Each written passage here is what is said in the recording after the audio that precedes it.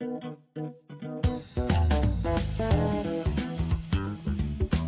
वालेकुम listeners and viewers, उम्मीद है आप सब लोग ठीक ठाक होंगे। द गली क्रिकेट शो की नए एपिसोड के साथ आप सबको खुश आमदीद। मैं हूं आपका होस्ट शयान और मेरे साथ हैं शहरियार और तैमूर। आज की एपिसोड काफ़ी इंटरेस्टिंग है क्योंकि पाकिस्तान क्रिकेट में आजकल काफ़ी इंटरेस्टिंग इवेंट्स हुए हैं और मोहम्मद आमिर, इमाद वसीम, मोहसिन नकवी की प्रेस कॉन्फ्रेंस, सिलेक्शन कमेटी का डिसॉल्व होना और एक नई सिलेक्शन कमेटी अनाउंस होना, काफ़ी दिलचस्प चीज़ें हैं जो हम लोग इंशाल्लाह डिस्कस करेंगे इस एपिसोड पे। Before we get into that, please go ahead and subscribe to our channel, like and share, और comments में आप अपने views बताएं. What do you think about the upcoming events that we have discussed so far? Um, तो चलिए start करते हैं। मोहसिन नकवी ने अनाउंस किया कि पुरानी सिलेक्शन कमेटी डिसॉल्व कर दी गई। उसमें कामरान अकमल, आपके Rao Iftikhar, Wahab Riaz, these guys were part of it. Asad Shafiq was also part of it.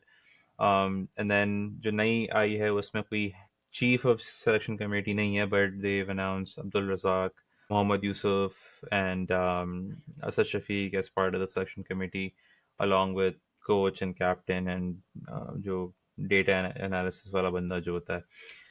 So pretty standard selection committee, but they've just removed the chief title ताकि सारे सब लोगों को एक equal terms पे रखा जाए, ताकि ईगो का कोई मसला ना हो। But शरियार आप बताएं, how do you see this entire setup so far?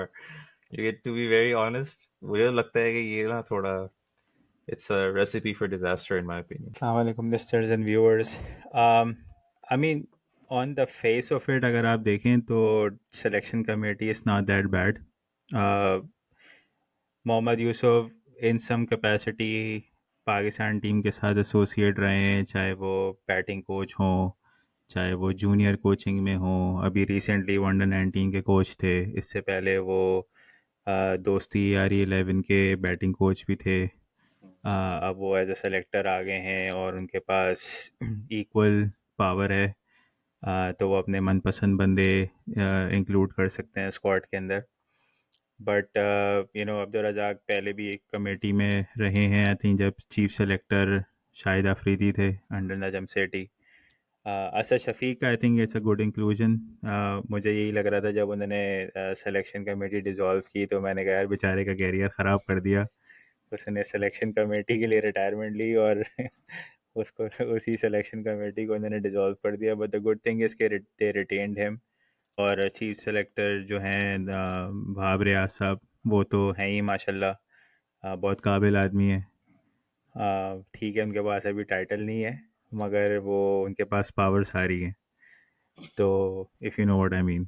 तो मैं एक जगह पढ़ रहा था कि शायद अज़हर अली का भी नाम है, तो क्या अज़हर अली भी हैं सिलेक्शन कमेटी में? अजहर अली का हाई परफॉर्मेंस सेंटर पे। अच्छा, माशाल्लाह। I mean selection committee itself it's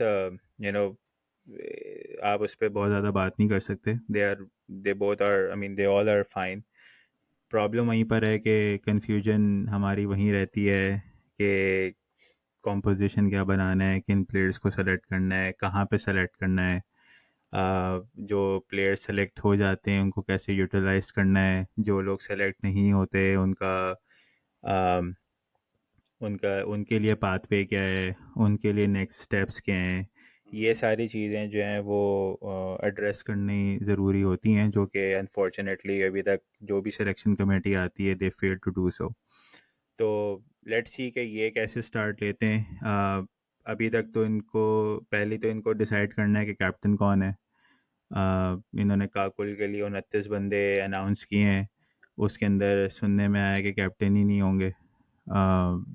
तो ये भी एक बड़ी इंटरेस्टिंग चीज़ होगी देखना कि वो फिर मोहसिन नकवी साहब कहते हैं कि जी कि हम कैप्टन डिसाइड करेंगे, but it's not fair to change a captain after just one series.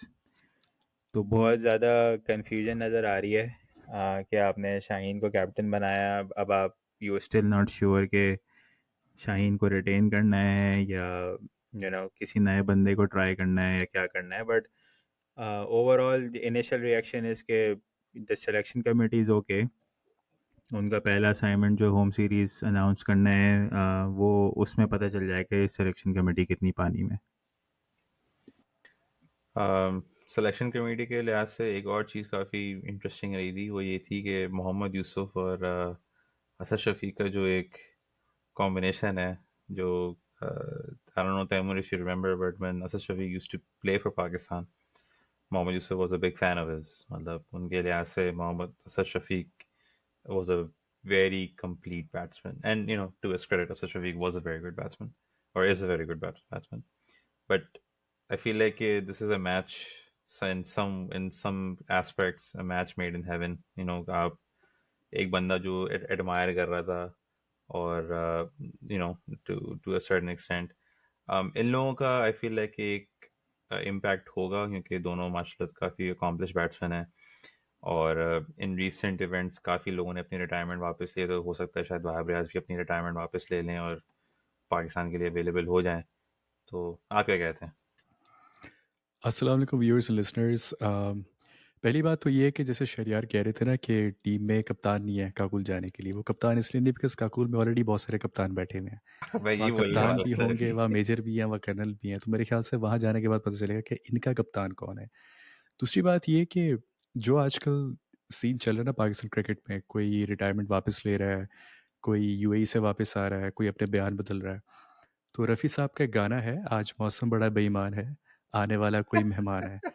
तो मौसम आजकल बेईमान चल रहा है, तो अभी तक ये नहीं पता कि अगला मेहमान कौन होगा। मुझे तो लग रहा है इमरान नज़ीर, अब्दुल रज़ाक, हमारे कैदी नंबर 804 अगर जेल में ना होते शायद वो भी रिटायरमेंट वापस लेके आ जाते।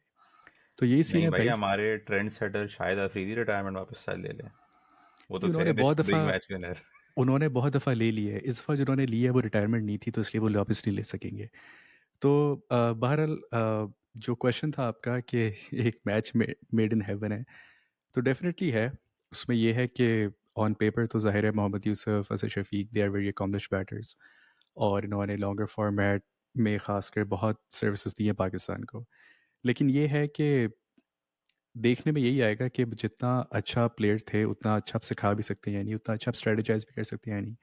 मोहम्मद यूसुफ कोई बहुत अच्छे कप्तान नहीं थे। उनका एक बहुत डिज़ास्टर्स जो है वो टेन्योर था। असद शफीक को हमने नेशनल लेवल पे कैप्टनसी में इतना देखा नहीं। हाँ, उन्होंने डोमेस्टिक लेवल पे कैप्टनसी की है, कुछ रिजल्ट्स भी प्रोड्यूस किए हैं। So it's, I think it's too early to say कि कैसा रहेगा, बिकॉज़ हमने बहुत दफ़ा देखा है कि हमारे बहुत बड़े-बड़े प्लेयर्स जो हैं वो जब कोचिंग के रोल में आते हैं तो वो उस तरह से अपने आप को इम्प्लीमेंट नहीं कर पाते जितना वो एज़ अ प्लेयर कर सके थे। So will see how that goes, but you just never know. बिल्कुल। I mean, I think Pakistan cricket board का ना एक स्लोगन होना चाहिए, Pakistan cricket board, you just never know. I think ये एक ब्रांडिंग हो जानी चाहिए मेरे लिहाज से। But they announced the players of 29, 29 की लिस्ट उन्होंने निकाली। um, काफ़ी expected names थे। I think only exception, you mentioned offline, Mir Hamza, but notable inclusions were Imad Wasim and Mohammad Amir, Usman Khan की काफ़ी notable inclusion थी। उस्मान खान की अगर थोड़ी सी बात करें तो he is been very vocal about the fact कि he wants to play for UAE. और आज इन रीसेंट इवेंट्स उनका जो हवा ने जो रुख बदला, तो उनके बयान भी बदल गए। Nothing wrong with that, considering कि आप पाकिस्तान के लिए खेलना चाहते हैं, बट आपने अगर एक स्टैंड लिया है, आपने एक अपना प्लान एक डिवाइस किया है, तो आप मतलब आप किस तरह देखते हैं ये this entire move of these guys coming back to Pakistan cricket after being unavailable for so long? Usman Khan का आई थिंक मैं बहुत ही वरीड हूँ उसके लिए, क्योंकि I know it's a quick fame और बहुत ग्लैमरस अपॉर्चुनिटी है उसके लिए, but he needs to look for the long term. He needs to look into the future now. Okay, is it really worth it? क्योंकि I can see down the road के ये बंदा भी जो है ना रिटायरमेंट ले लेगा. अब ट्रेंड सेट हो चुका है रिटायरमेंट लेके and then they will look for other opportunities. और जैसे हमारे प्लेयर्स यूएसए चले गए हैं बहुत सारे because they were not getting the opportunities. He will B a similar he will have a similar gig. So I don't no कि उसके जो भी एडवाइज़र्स हैं या वेल विशर्स हैं जो भी हैं they seriously need to think this very carefully. क्योंकि पाकिस्तान क्रिकेट में हमने देखा है कि अच्छे अच्छे लोगों के कैरियर जो है ना वो ख़राब हो गए. और उस्मान खान को जो फेम या जो अपॉर्चुनिटीज़ उसको बीइंग अ यूएई क्रिकेटर मिल रही है, he was able to play all around the globe. I mean अभी तक उसको उस तरह से एक्सपोजर नहीं मिला था, but with the ILT T20 and PSL's performances, you never know कि वो आगे जाके वाइटलिटी ब्लास्ट में या और कहीं खेलता हुआ नज़र आए. बट जब आप पाकिस्तान टीम के साथ एसोसिएट होंगे आप, वो फिर they will try to pen you down with a central contract. और फिर उसके बाद जो मसले मसाइल प्लेयर्स के आ रहे हैं, आप that will you can see that saga जो इमाद वसीम और मोहम्मद आमिर का हमने देखा. तो I I wish him all the best, but I seriously want him to think this very hard ke is it really worth it to take a gamble or play for Pakistan, and then अगर perform नहीं होता तो then where will he stand. क्योंकि आपको अगर याद हो तो he started his PSL campaign in PSL 6 और कोयटा ने उसको चांस दिया इवन तो ही परफॉर्म्ड, मगर उसके बाद कोयटा ने भी उसको यानी कि रिस्पेक्ट नहीं दी या उनको इसको कैरी नहीं किया. तो अगर एक PSL की फ्रेंचाइज इसको कैरी नहीं कर पा रही है, यू रियली एक्सपेक्ट के पाकिस्तान टीम कैरी करेगी अगर क्योंकि आप देखें ना कि कितने लोग compete कर रहे हैं एक दूसरे के साथ. Usman Khan is primarily a wicket keeper batter, right. Rizwan already है, आज़म खान है, हारिस है, हसीबुल्ला है. तो it's a tough competition there. और अगर आपसे ज़रा से भी 19-20 परफॉर्मेंसेज हुई तो then you can be in a no man's land. तो I really hope him all the best, but he seriously need to see is it really worth taking the gamble. नहीं, जैसे आपने भी बात की ना कि जो 69 लड़के जो सेलेक्ट हुए हैं, मतलब सारे डिजर्विंग है. आमिर आमिर इमाद के अगर आप टू एन एक्सटेंड आप कह सकते हैं कि वो लोग भी डिजर्विंग है for an opportunity. But overall I don't think कि कोई भी ऐसा प्लेयर उस लिस्ट में है जो आप कह सकते हैं कि इसकी जगह नहीं बनती, at least in the camp for that conditioning camp. जी जी, आप समझ से रिगार्डिंग दैट. नहीं, वो डिपेंड करता है ना कि आप डिजर्विंग का क्राइटेरिया क्या रख रहे हैं. अगर डिजर्विंग जस्ट बिकॉज के they are they have played for Pakistan before आपने उनको कैंप में डाल दिया है तो that's not a good enough criteria. अब मुझे बताया ना मोहम्मद नवाज उस कैंप में क्या कर रहे मेरिट. हैं, राइट. तो मोहम्मद आमिर का बहुत ही मीडियोकर सा PSL 9 गया है, right. But he is in the camp because के उसको गारंटी मिली हुई है कि he will be in the playing 11, right. Imad Wasim का ठीक है कि he has performed in PSL और पहले भी PSL 8 में भी उसकी अच्छी परफॉर्मेंसेस थी, तो दैट मेक सेंस. बट आप अगर आपने सिर्फ प्लेयर्स की फिटनेस ही अगर आपने उन पे वर्कआउट करना था तो why not somebody like Mir Hamza जो आपके टेस्ट स्क्वाड का पार्ट है, राइट. या जैसे आज शाहनवाज जानी की tweet I, why was he not included in that camp. Hasnain के फिटनेस के इश्यूज हैं, why was he not included in that camp. I mean ये थोड़ी है कि आपको कोई ICC ने रिस्ट्रिक्शन लगाई हुई थी कि नहीं जी आपने इतने ही लोगों को ऐड करना है. आपने 29 प्लेयर्स को ऐड किया हुआ है. अच्छा, बाय द वे दानिश है सेंट्रली कॉन्ट्रैक्टेड भी है. कॉन्ट्रैक्ट टीम है या तो वो सेंट्रल कॉन्ट्रैक्ट होने के बाद भी ही is not in the camp, तो दैट टेल्स के आपने किस तरह से ये लिस्ट बनाई है और आप किसको आगे देख रहे हैं और किसको आगे नहीं देख रहे। देखिए वही बात आती है ना कि आपने आपने आके आपने चेयरमैनशिप अस्यूम की और आपने आगे इतने बड़े बड़े बोल बोल तो दिए, but at the end of the day you are judged by the actions that you take.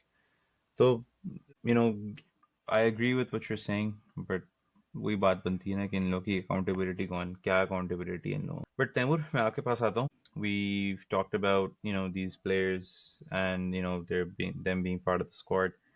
But हमने एक चीज़ हमने काफ़ी बात हो रही है इस मामले में कि आपने एक प्रेसिडेंट एक सेट कर दिया है कि एक बंदा रिटायरमेंट ले लेगा ताकि वो लीग्स खेल सके, फिर वो वापस आ जाए ताकि वो वर्ल्ड कप खेल सके, और वही उन्हीं लीग्स की परफॉर्मेंसेस पे आप उनको वर्ल्ड कप के लिए कंसिडर भी कर रहे हैं। और जब वो अपनी रिटायरमेंट वापस ले रहे हैं तो वो कंडीशंस डाल रहे हैं कि मैं सेंट्रल कॉन्ट्रैक्ट साइन नहीं करूँगा, मैं मेरी availability is only up till the world cup.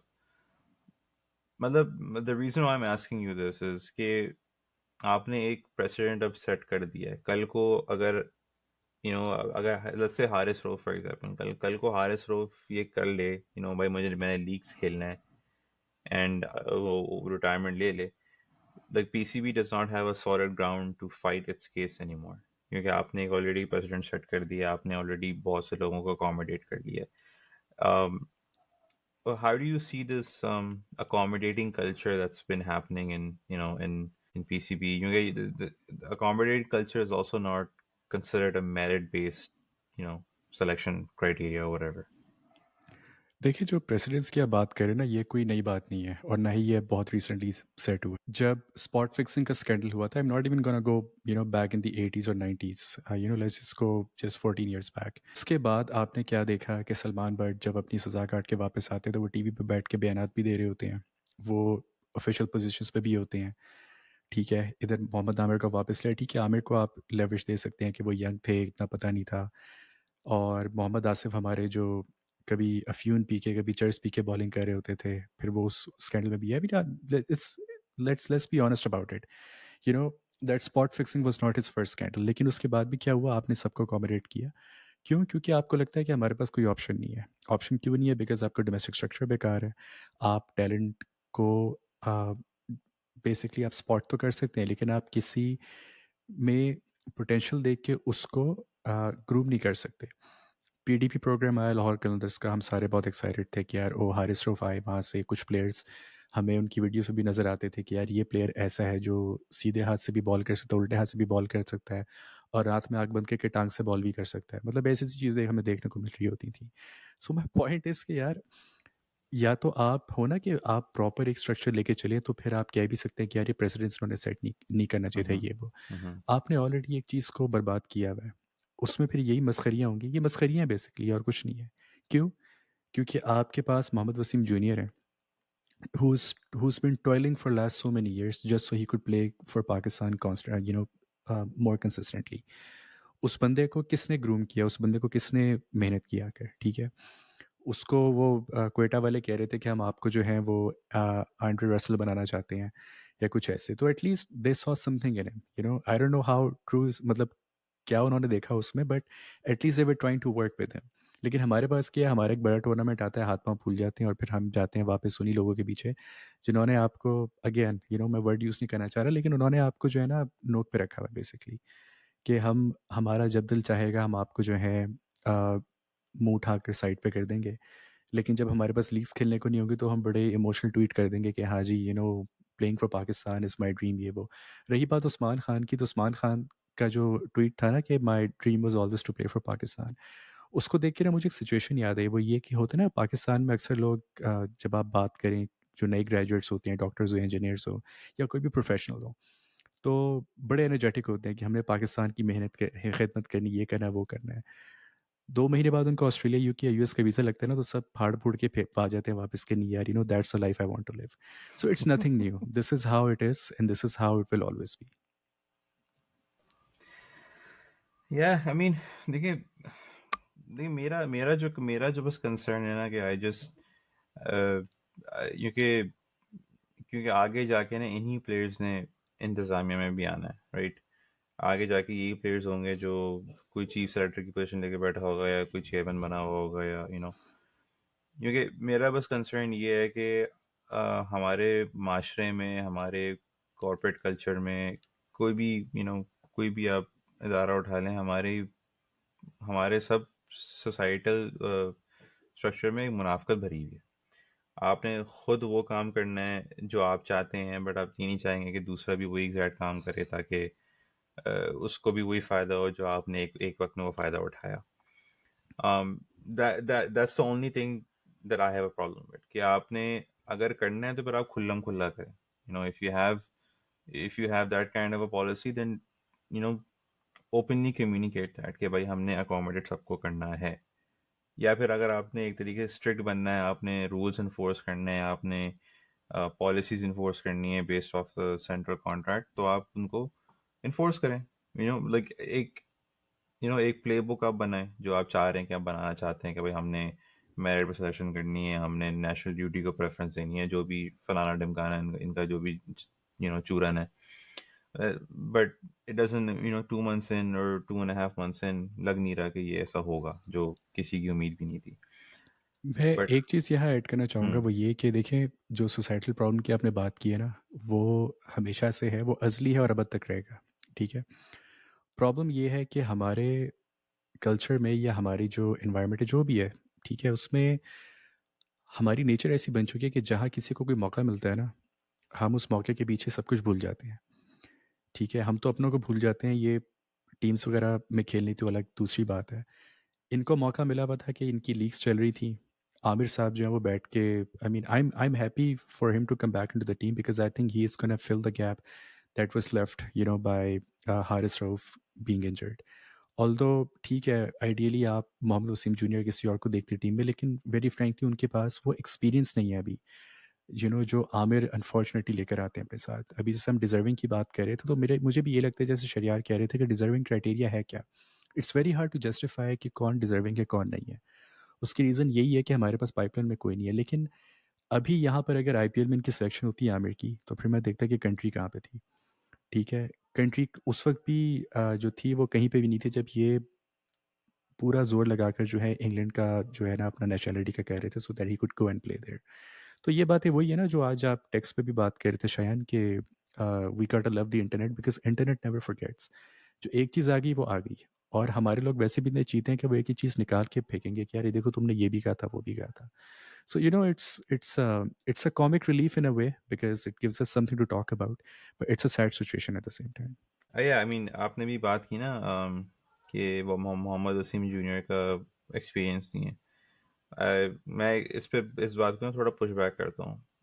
मेरा and the reason why I want to push back is कि आप कह रहे हैं कि एक्सपीरियंस नहीं है, जो कि काफ़ी it's a point that's being made across creating platforms. जब आप किसी को सिलेक्ट नहीं करोगे, आप उसको अपॉर्चुनिटी नहीं दोगे, उसको सिचुएशंस में नहीं डालोगे, तो आप how do you expect him to get that experience? No, that is exactly the point I was trying to make कि हमारा स्ट्रक्चर ही नहीं है कि हम किसी को ग्रूम करें, तो unfortunately you are left with this situation जहाँ पे you only have a few play people that have experience in these conditions जहाँ पे वर्ल्ड कप खेला जाएगा। Okay, that's fair. um, तो इसी के साथ साथ मैं आपके पास आता हूँ। आपके पास अब शाहीन आफरीदी हैं, आपके पास अब नसीम शाह हैं, हारिस रऊफ हैं जो हाफ फिट होंगे, मोहम्मद आमिर हैं। इनमें से 3 न्यू बॉल बॉलर्स हैं, अगर आप इमाद वसीम को इंक्लूड करते हैं तो 4 न्यू बॉल बॉलर्स हैं, एक फर्स्ट रेंज का बॉलर है प्रॉपर। अब आप कोच बने या कप्तान बने, इन 5 बॉलर्स को आप कहाँ फिट इन कर रहे हैं? और आपके लिए कौन सा ऐसा बॉलर है जो प्रॉपर न्यू बॉल बॉलर है और एक प्रॉपर फर्स्ट रेंज बॉलर है? आप ऑलराउंडर को तो भूल गए।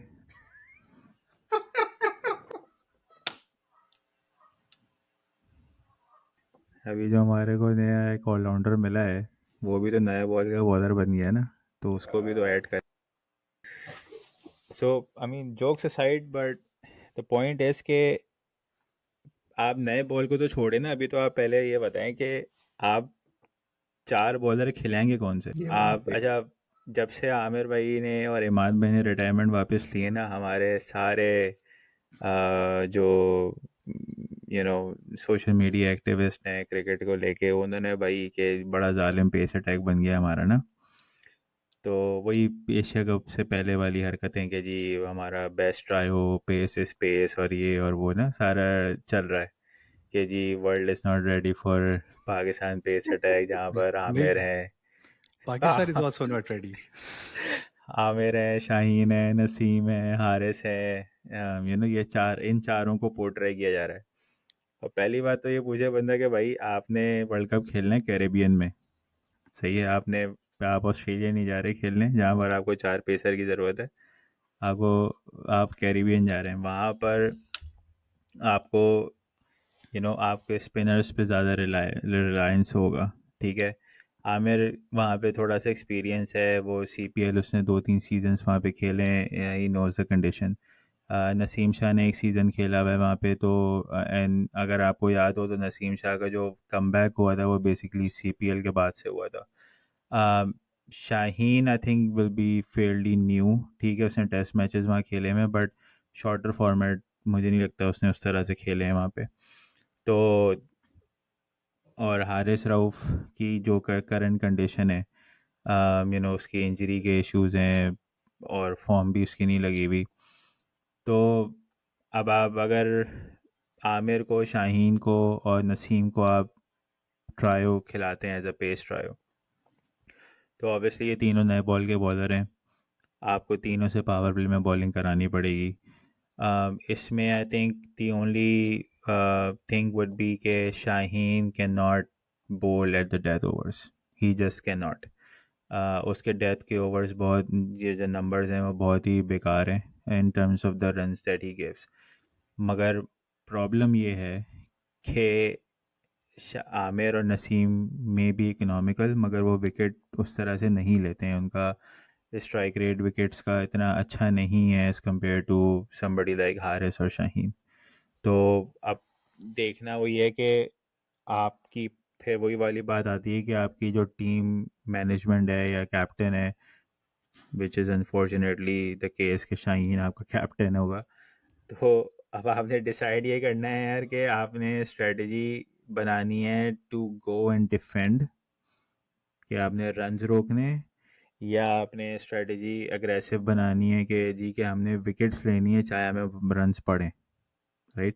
क्योंकि it's it's a totally different mindset, ये जहाँ पर आप रन्स रोकने जाएंगे वहाँ पे आपको बहुत ही एक नेगेटिव डिफेंसिव आपको कैप्टनसी करनी पड़ेगी, बॉलिंग करनी पड़ेगी।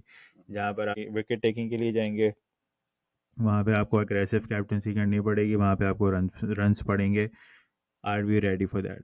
तो ये थोड़ा सा एक, ये ऑब्वियसली डिपेंड करेगा कि आपका कोचिंग स्टाफ क्या आता है। तो द पॉइंट इज के आपका बेस्ट केस सिनेरियो यही है कि आप आमिर को, शाहीन को और नसीम को खिलाएं, and then you have Imad, Shadab and Saim and obviously Iftikhar as well, तो आपके पास बॉलिंग ऑप्शंस काफ़ी हैं। हमने देखा ये है पाकिस्तान टीम में कि जब बहुत ज़्यादा बॉलिंग ऑप्शंस होते हैं ना, तो हमारे कैप्टन, हमारी मैनेजमेंट बहुत ज़्यादा कंफ्यूज भी नज़र आते हैं। उनको उनको समझ में नहीं आ रहा होता है कि किसको कब किस वक्त बॉलिंग करानी है, ठीक है? वहाँ पे फिर कैप्टनसी का टेस्ट होता है। अब ऑब्वियसली बात है कि everybody would like to see Shaheen and Aamir bowling the new ball. Naseem का ऑब्वियसली आपको एडजस्ट करना पड़ेगा, आपको देखना पड़ेगा, but I think Naseem has he needs to be the death over bowler as well along with Amir. So I mean it's a very interesting yet very complicated situation for Pakistan team, क्योंकि अब आपने you know किस तरह से लेके चलना है ये अब देखना पड़ेगा, बट ऑप्शंस आपके पास बहुत हैं, मगर अगर आप उसको सही से यूटिलाइज नहीं करेंगे तो देन रिजल्ट्स में कोई फ़र्क नहीं आने वाला। या मेरे लिहाज से आई थिंक अगर this might be a big statement to make, but अगर शाहीन कप्तान नहीं बन रहा है ना, I I see him missing out couple of games, only due to the fact that America experience in the CPL and Imad ka experience in the CPL is going to give them an edge.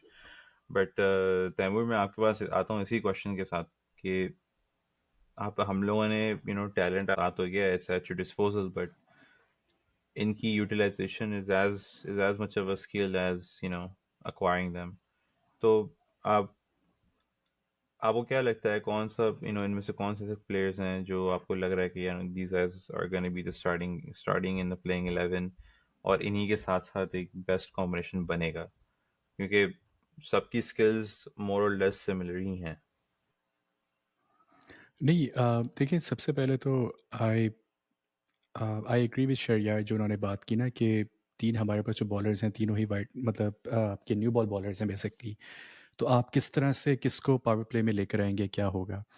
मुझे लगता है कि Aamir and Shaheen are more suited to open the bowling and Naseem Shah to come with first change.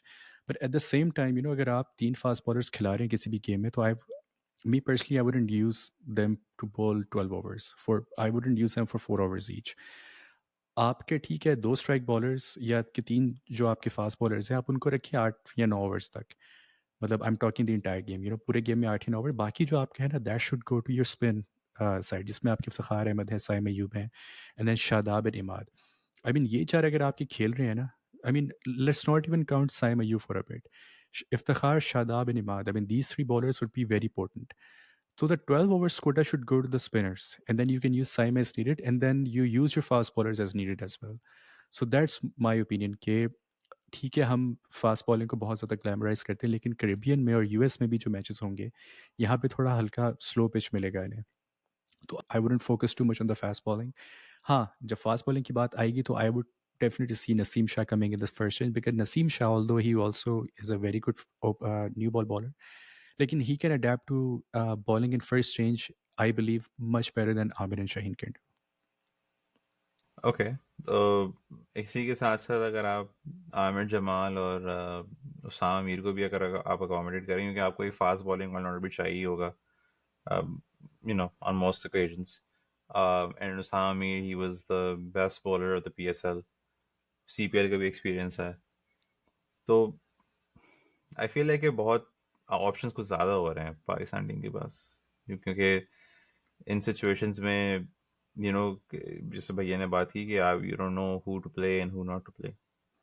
देखिए options ज़्यादा हैं, उसमें कोई शक नहीं। जहाँ तक आमिर जमाल की भी बात है, तो आई वुड से कि देखिए game to game definitely you have to change your teams, right? अगर किसी टीम के साथ मैच है जो स्पिन को बहुत अच्छा खेलती है कंपैरेटिवली, वहाँ आप चांस ले सकते हैं। लेकिन अगर आप होलिस्टिकली देखें तो जो भी आपके पास स्क्वाड में लड़के हैं, चाहे उसमें आमिर जमाल है, उसामा मीर है, कोई भी है, तो you select your best 11 first and then field that best 11 against the best teams. और जो बाकी हल्के आपके कंपैरेटिवली हल्के जो मैचेस हैं उसमें आप बाकी लोगों को ट्राई आउट कर लें, ताकि प्लेऑफ्स में या एलिमिनेटर गेम्स जो आएंगे उसमें अगर आपको कहीं चांस लेना भी पड़ जाए for whatever reason, injury हो सकती है, कुछ भी हो सकता है, then at least you know who to go to. But I would first select my best 11 and field that 11 against the best teams in the tournament. Okay, तो what does your best 11 look like out of the 29 players? Who would you in open with क्योंकि अभी reports आ रही हैं कि New Zealand की team अभी okay world cup को थोड़ा आप साइड में कर दें. आई mean let's start with the New Zealand series right क्योंकि अभी बात हो रही है कि Sam Ayub and Babar Azam are going to open this time, not Rizwan. Rizwan का भी स्टेटमेंट आया था कि he's willing to bat uh, he's willing to bat anywhere in the order. जबकि ऑस्ट्रेलिया सीरीज के बाद रिपोर्ट्स आई थी कि he was not willing to let go of his opening spot. फिर आजम खान और शादाब खान और आगा सलमान भी हैं. So आप मुझे ये बताएं आपका टॉप 4 क्या बन रहा है इन दिस सीरीज? जहाँ तक टॉप फोर की बात है, तो अभी जो न्यूजीलैंड की सीरीज़ आ रही है ना अभी, उसमें बहुत सारी चीज़ें क्लैरिफाई हो जाएंगी, लेकिन in that series I wouldn't change anything from the previous series, जिसमें आपके साइम, रिजवान, बाबर और फ़खर टॉप फोर पे आते थे। So I would stick with them for now, just to see कि यार अगर एक कॉम्बिनेशन आपने बना दिया तो उसको थोड़ा सा और तो ट्राई करके देखें ना, क्या बनता है क्या नहीं बनता। देखिए, वर्ल्ड कप से फ़ौरन पहले कॉम्बिनेशन कोई भी चेंज करना जो है ना, it could be disasters, because अगर आपने ऑलरेडी लड़कों को एक सीरीज़ खिला दी उसके साथ और माइंड में बिठा दिया कि यार okay this is the order we are going with, तो any change could prove to be an imbalance, you know rather than being a balance. So I would stick with those four first and then see how it goes. तो आप imply कर रहे हैं कि Pakistan team में balance आया था? नहीं, आई एम नॉट सेइंग कि बैलेंस आया था, बट कोशिश जो होती है कहीं भी बैलेंस डालने की वो यही होती है ना कि देखें आपने एक स्ट्रैटेजी दे दी है। ऑल आई एम सेइंग कि I mean it's Pakistan cricket so you can expect anything, but I would ideally like to see the same combination, or at least the same order that we went with in the last series. See what happens, and before you make any drastic changes, at least give them another try and see what happens. या that's fair, क्योंकि उसके बाद फिर आपका England England का भी tour होना है। एंड आई थिंक जो टीम इंग्लैंड जाएगी ना, आई थिंक मोर और लेस वही टीम होगी जो वर्ल्ड कप जाएगी, अनलेस के कोई मतलब बहुत ही बड़ा कोई ब्लंडर होता है वहाँ पे, या इंजरी होती है, कुछ होता है। क्या कहते हैं आप? अब मेरा ना इस पूरे सिचुएशन में थोड़ा सा डिफरेंट व्यू है। मेरे हिसाब से जो न्यूजीलैंड सीरीज़ आ रही है, इसके अंदर आपके जो top performers, specially in the top order, जो हमने देखने को मिला है जिसमें साइम अयूब और बाबर हैं, particularly Babar. I don't want to see these two playing most of the matches against New Zealand in home. And the reason why I say this is because के अगर आपके पास आप रिजवान को भी कैरी कर रहे हैं, अगर आप फ़खर को भी कैरी कर रहे हैं, तो इन दोनों की पीएसएल कोई बहुत अच्छी नहीं गई है to their standards, right. On the other hand Saim और बाबर का बहुत अच्छा पीएसएल गया है, एंड देन बाबर जिस तरह से इस 2024 में जिस तरह से वो T20 खेल रहा है, he is in good form. तो रादर देन आप उन्हीं प्लेयर्स को खिलाते रहें जो कि ऑलरेडी एक अच्छी फॉर्म में हैं, उनको कोई बहुत ज़्यादा कॉन्फिडेंस की ज़रूरत नहीं है। आपको अपने this is a time where जहाँ पर आप अपने उन लड़कों को ज़्यादा चांस दें जो कि थोड़ा सा लो हैं कॉन्फिडेंस में, ताकि व्हेन द टाइम कम्स आपके पास आपका जो बेंच स्ट्रेंथ है वो रेडी हो। ये ना हो कि आपको कॉन्फिडेंस ही ना हो कि यार कि अगर आज ये लड़के अगर परफॉर्म नहीं कर रहे तो पीछे जो बैठे हुए हैं वो तो बिल्कुल भी नहीं कर पाएंगे। तो I would rather take the chance of you know giving those people a chance, कि जहाँ पर आप देख सकेंगे हाँ यार कि क्योंकि अगर आपसे होम में रन नहीं हो रहे ना, तो देन आप फिर भूल जाएं कि आप इंग्लैंड में जाके या कैरिबियन में जाके आपसे all of a sudden run होना शुरू हो जाएंगे। तो आपको एक क्लियर पिक्चर नज़र आ जाएगी कि भाई कि अब हमें किसके साथ आगे जाना है, किसके साथ आगे नहीं जाना। सेकेंडली, जो हमारी टीम का सबसे बड़ा मसला है वो मिडिल ऑर्डर है। हमने बहुत ज़्यादा फोकस हमारा टॉप ऑर्डर पे रहता है, मगर हमारा मिडिल ऑर्डर सबसे बड़ा मसला है। तो जितना ज़्यादा हम अपने मिडिल ऑर्डर को स्ट्रेंथन करेंगे, वो उसको वो आपको सबसे ज़्यादा फ़ायदा देगा इन द वर्ल्ड कप। तो जब आप एक आपका मिडिल ऑर्डर जब आप एक सेटल रखते हैं तो उससे फिर आपका टॉप ऑर्डर डिटरमिन होगा। कि फॉर एग्जांपल आपने फ़खर को नंबर 4 पे खिलाया अगेंस्ट न्यूजीलैंड, राइट। एक दो अच्छी innings I, but obviously Fakhar जिस तरह का प्लेयर है वो कंसिस्टेंट नहीं हो सकता। मगर अब आपके पास यू नो आज़म खान का भी ऑप्शन है, Shadab at number 4, Iftikhar at number 5, या 6 जो भी। तो ये एक सेटल मिडल ऑर्डर नज़र आ रहा है। आज़म खान आपको, अगर आप आज़म खान को प्लान्स में रख रहे हैं तो he needs to get a fair run, ठीक है। और स्पेशली उसको होम सीरीज़ में बिल्कुल चांस मिलना चाहिए। उसको प्रॉपर एक पूरी सीरीज़ आप होम पे दें ताकि he can we all can see कि वो उसका मसला है कि अभी तक तो वो फॉरेन टूर्स पे गया है, तो ही हैज़ एन एक्सक्यूज़ कि यार कि मुझे चांस नहीं मिलता।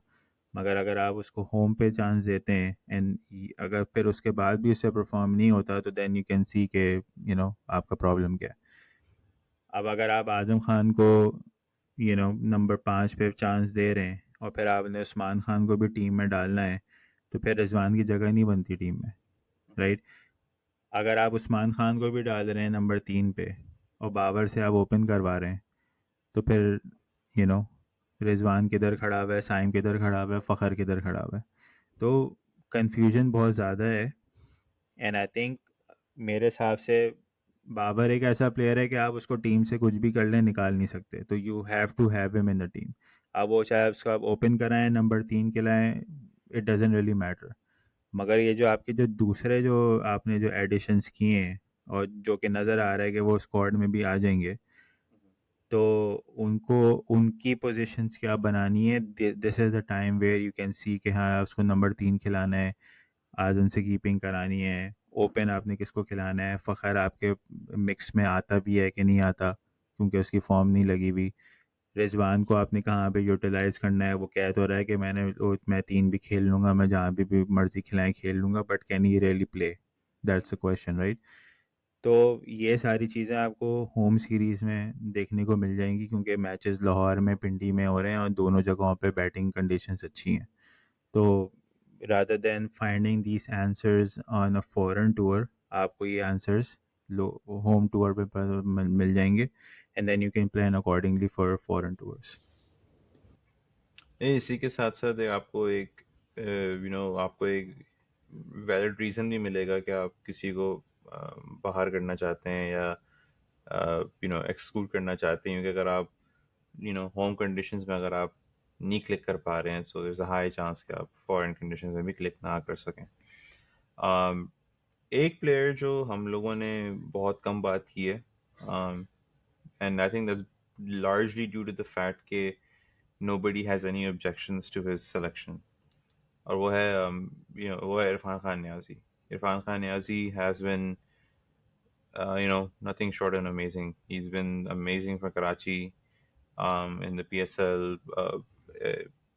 Prior to that, domestic season bhi acha kiya tha. I think he has won first class 100 this season as well. I think 105 not out or something like that in department cricket. तो अच्छा अच्छा form लगा हुआ है उनका।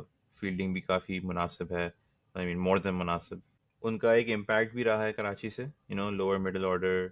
उसलिए उन्होंने मतलब उन ऐसे जरासीम हैं जो आप पाकिस्तान क्रिकेट में कह सकते हैं कि you need that more than anything else, क्योंकि आपका जैसे भैया ने बात की अभी, जितना फ्रैजाइल आपका लोअर मिडिल ऑर्डर है, middle order to lower middle order है, you need a guy like that. Do you see him making his way into the T20 squad as an experimental move? I would like to see him in the Pakistan setup. World cup पे ले जाना है, it's tough call, मगर I think जहाँ पर आपने इतने लोगों को कैप्स बांटी हैं, तो आप एक और कैप बांट लें। क्योंकि मेरे हिसाब से he is somebody who Pakistan team really needs at this moment, and not only in T20, we actually need a guy like him in one day as well.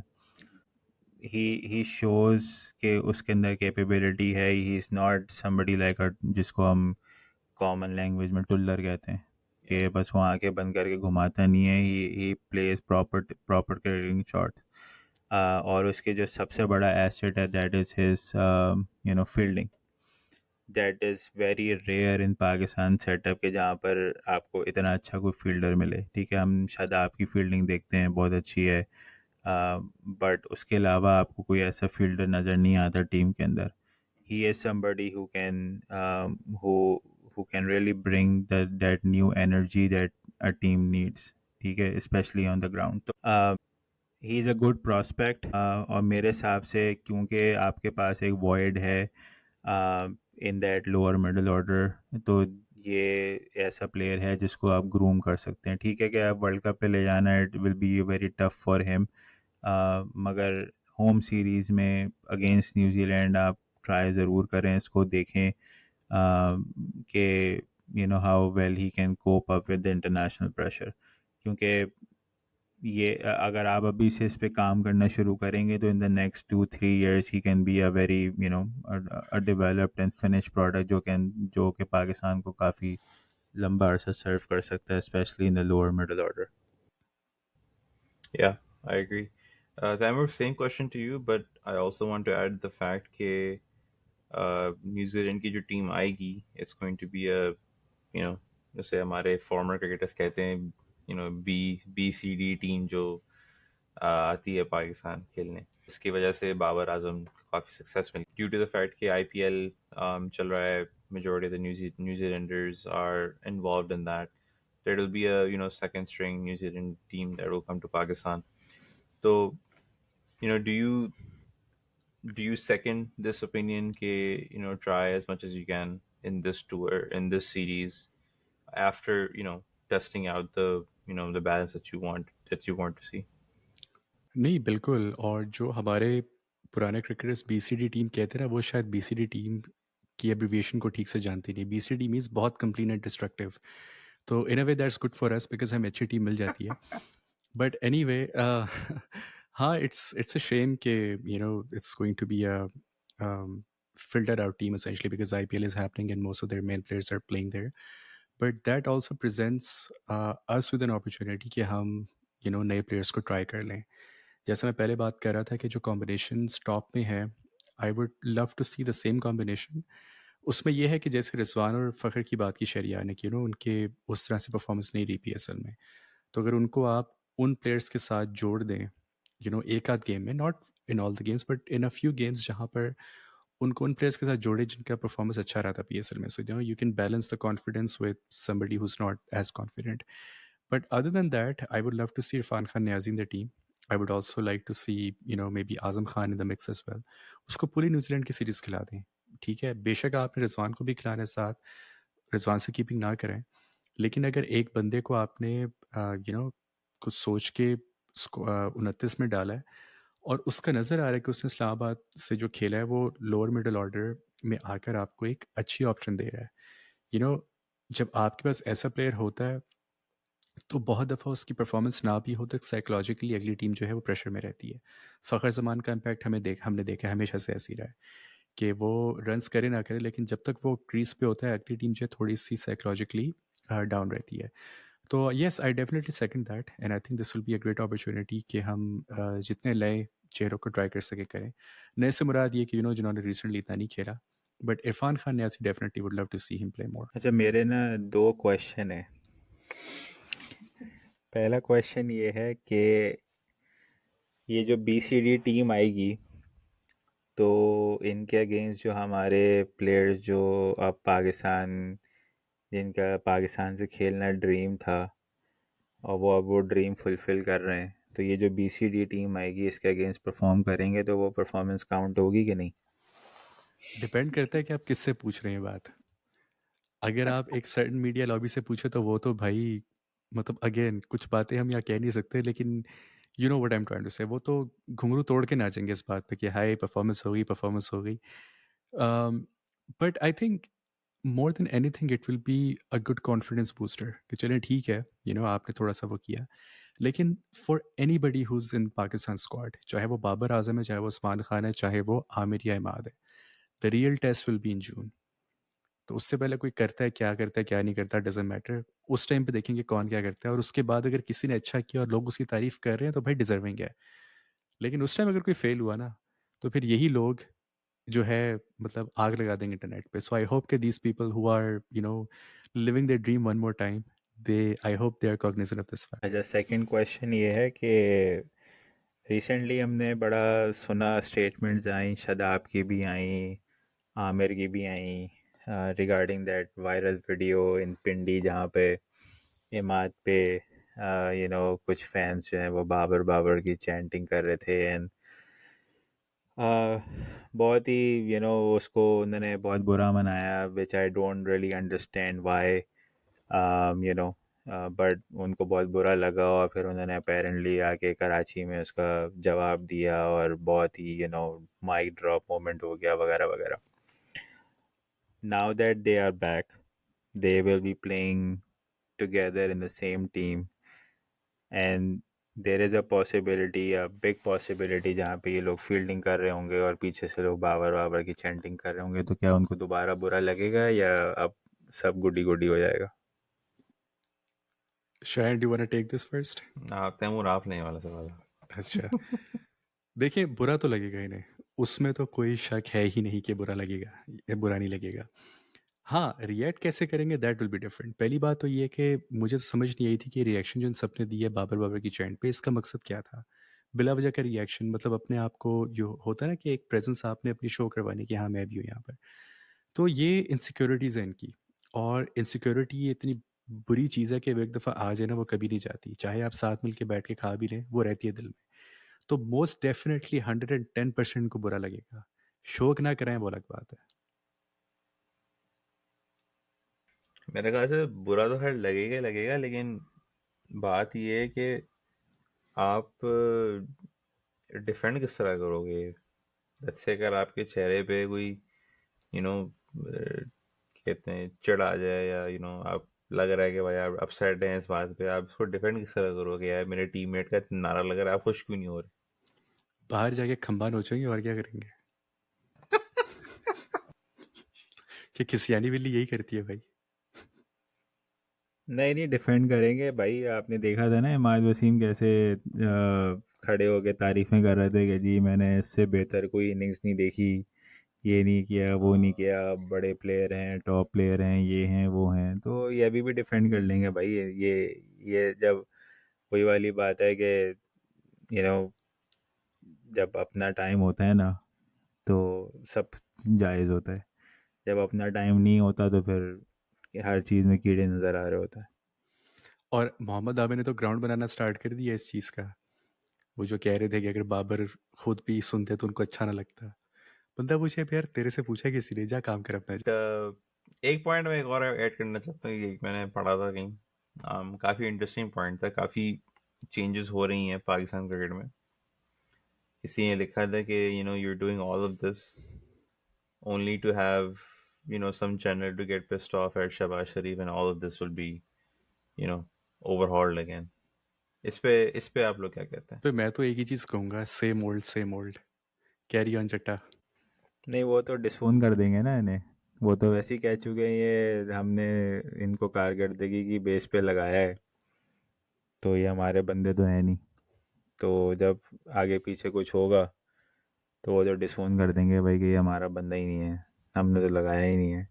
अब वो जिसका बंदा है वो जाने, और आप जाने भाई। वो उनका तो कोई लेना देना नहीं है। अभी तो वो ट्रेनिंग भी दे रहे हैं, तो आप कुछ पूछ भी नहीं सकते ना कुछ कह सकते हैं।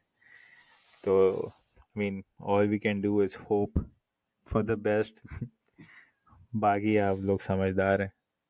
इस बात के पीछे ना वाइटल साइंस का वो गाना है ना अजनबी, वो चल रहा होना चाहिए। कभी इतने करीब के जल जाएं, कभी इतने दूर की आंखें तरस जाएं। बंदा पूछे वाह वाह खान साहब क्या बात किया आपने। चलें फिर इस बात पे। Last topic that I want to talk about is अभी आईसीसी की डेलीगेशन आई पाकिस्तान। चेयरमैन पीसीबी ने आईसीसी चैंपियंस ट्रॉफी के बारे में बात की थी कि Pakistan is going to host, and it's an ICC tournament. There is no BCCI factor or anything like that. I don't know इस बात में कितने सच्चाई है, बट अभी ये न्यूज़ चल रही है कि कराची का स्टेडियम, लाहौर का स्टेडियम, पिंडी का स्टेडियम जो है वो अपग्रेड होगा, सेकंड टीयर लगेगा।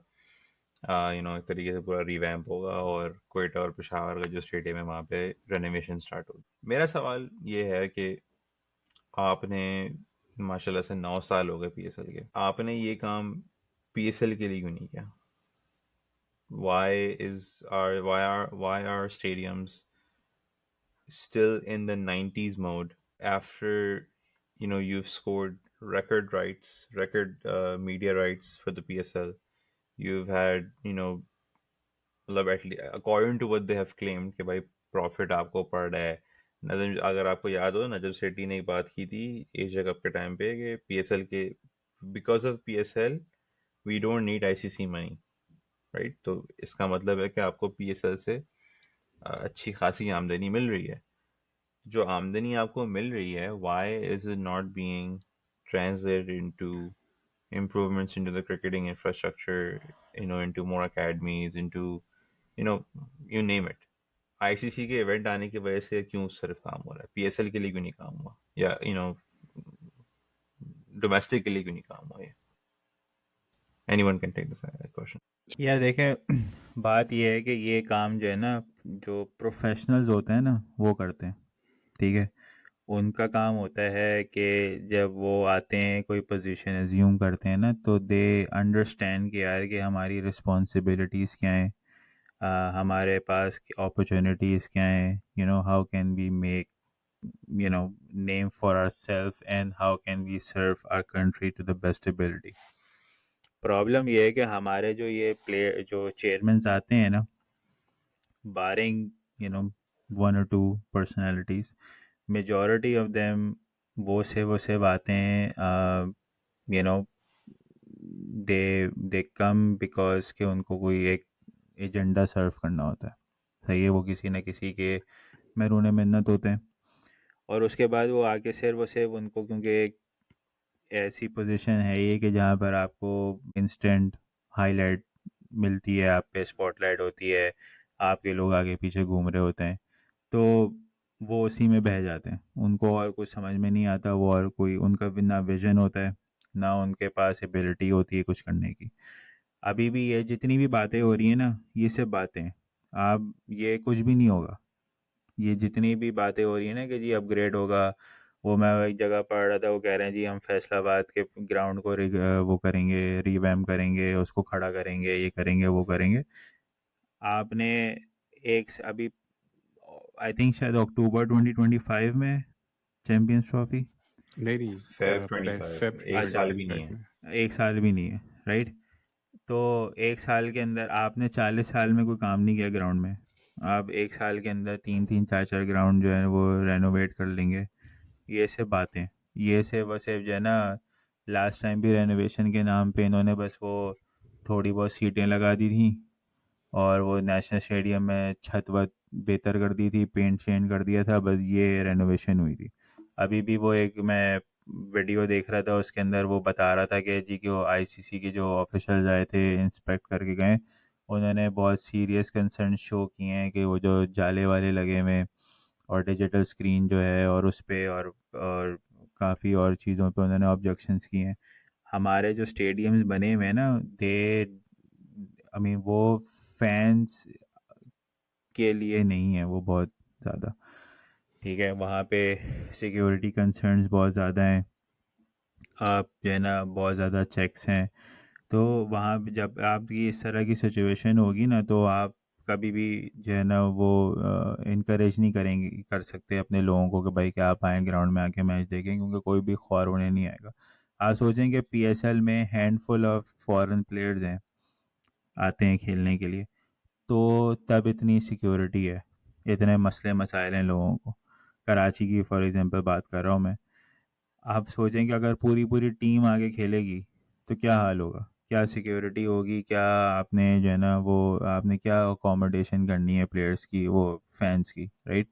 तो ये सब बस सिर्फ बातें हैं कि जी हम अपग्रेड कर देंगे और ये कर देंगे और वो कर देंगे, ये ऑप्टिक्स के लिए अच्छा लगता है, ठीक है। अभी ये अच्छा, फिर दूसरी बात वो कह रहे हैं जी कि वो हमें हमें हमें कोई मसला नहीं है कि अगर इंडिया आती आए, नहीं आती ना आए, ये हमारा आईसीसी का टूर्नामेंट है, बीसीसीआई का टूर्नामेंट नहीं है। इसी तरह की स्टेटमेंट जो है वो नजम सेठी भी दे के गए थे, जगह अशरफ ने भी दी थी, फिर जाके चुपचाप से हाइब्रिड मॉडल पे श्रीलंका में खेल कर आ गए।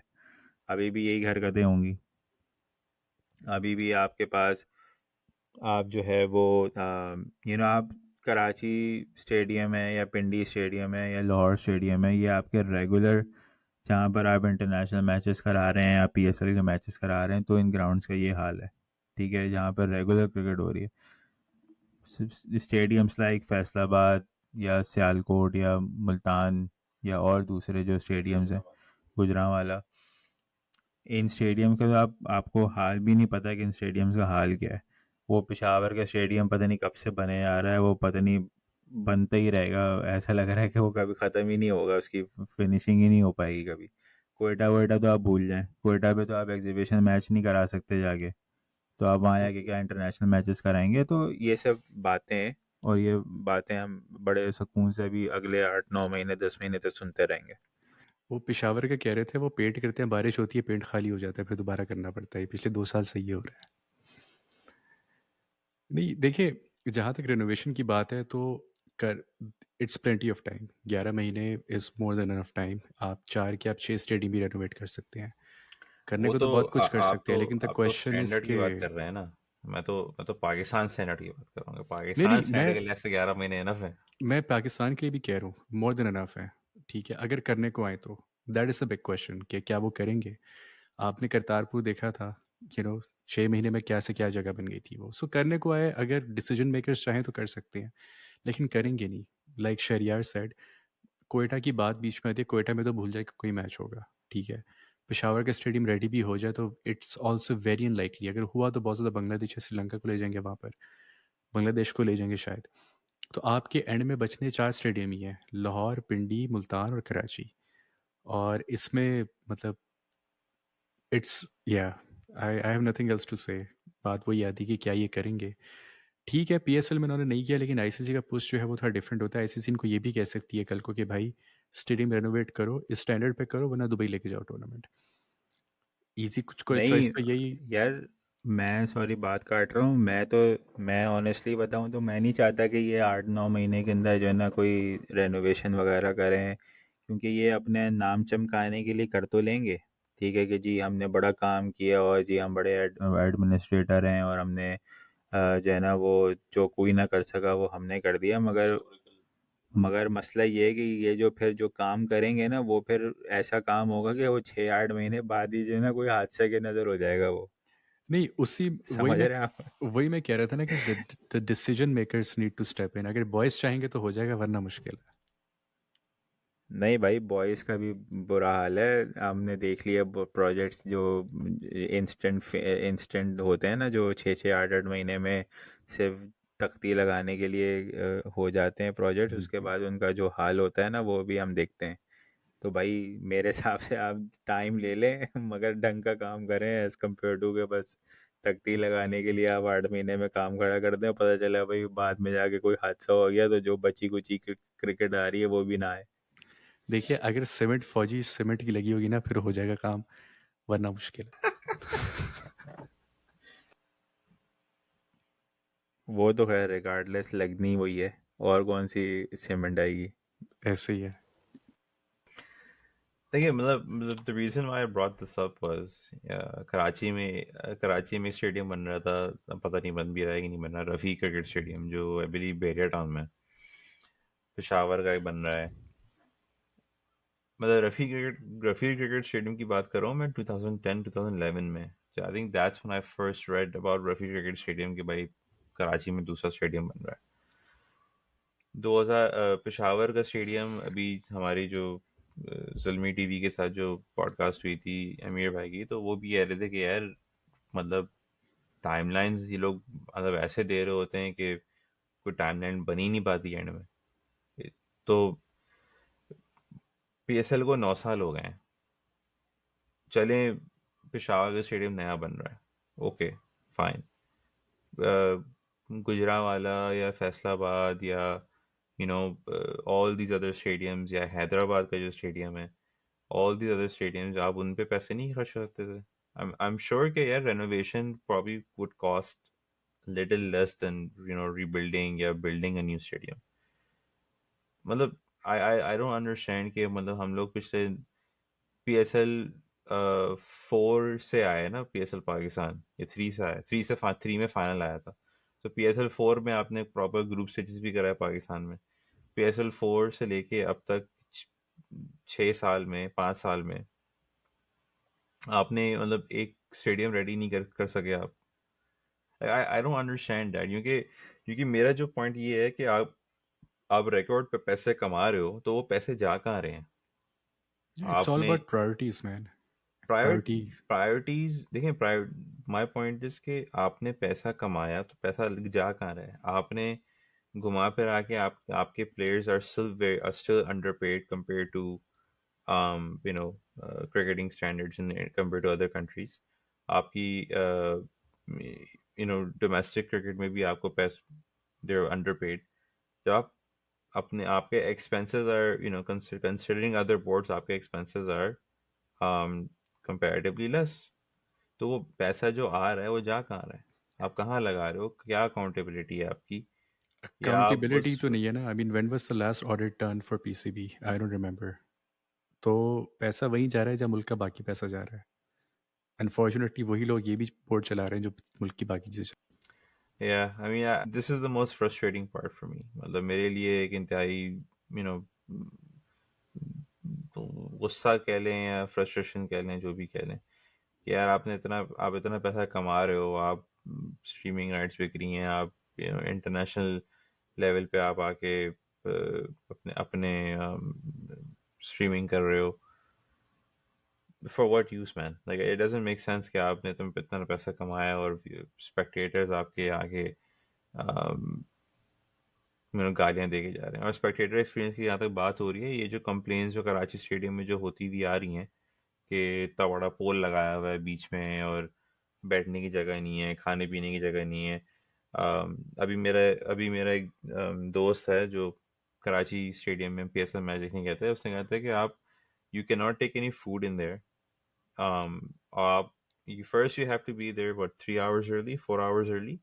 4 घंटा पहले आप मैच से पहले पहुंचो। कौन इतना ख्वार है यार इसके बाद इतना टाइम होगा? दूसरा, कुछ खाना आप लेके जा नहीं सकते, ठीक है? खाली हाथ जाएं आपने स्टेडियम में जाके खाना खाना है। स्टेडियम में जो खाना मिल रहा है वो इंतहाई थर्ड क्लास खाना है, क्वालिटी वाइज। आई थिंक मेरा मेरा दोस्त बता रहा था, एक फ्राइज का बॉक्स जो कि 25-25 रुपए का होता है, अब महंगाई हो गई तो 30-35 रुपए कर लें, जो भी कर लें, वहाँ पे वो 150 का बिक रहा है स्टेडियम में। जबकि आप फ्री एंट्री करा लो, जो भी करा लो। बट पॉइंट इज कि जब आपका quality of experience is so low, शुरू में तो लोग आ गए एक्साइटमेंट के मारे कि यार पाकिस्तान में क्रिकेट होनी है, पाकिस्तान में ये हो रहा है, प्लेयर्स आ रहे हैं। बट एक्साइटमेंट एक हद तक जाएगी ना यार। आप कब तक उस एक्साइटमेंट को आप लेके चलते रहोगे कि भाई अभी तक हो रहा है तो हो रहा है? And unfortunately it's the same situation in the other grounds as well. आप मुल्तान को भी देख लो, because I have some people that I know in Multan. Same exact stories that I hear from them too. And you know interestingly एक चीज़ और कि in a lot of cases building a new stadium might cost them less than renovating it. So, कौन समझाए अब? तो चलें, खैर, आज तक के लिए हमारे पास इतना ही था। काफ़ी कुछ डिस्कस कर लिया हमने। But hopefully we can expect, hopefully we would expect कि हमारे players they have a good fitness camp. काफ़ी चीज़ें क्लियर हो जाती हैं फिटनेस कैंप में भी, कौन कितना पानी में है। And from there on we can expect good performances against New Zealand and stuff like that. तो आज के लिए इतना ही था। If you have made this far, please go and subscribe to our channel, like करें, अपनी थॉट्स प्लीज़ कमेंट्स में शेयर करें। आपके फीडबैक से हमें आइडिया होता है कि हम आपको कितना अच्छा कंटेंट प्रोवाइड कर सकते हैं। और तो शायद एक चीज़ मैं ऐड कर दूं कि पता चलेगा कौन कितने पानी में या कौन कितने पेप्सी के क्रेटों पे है।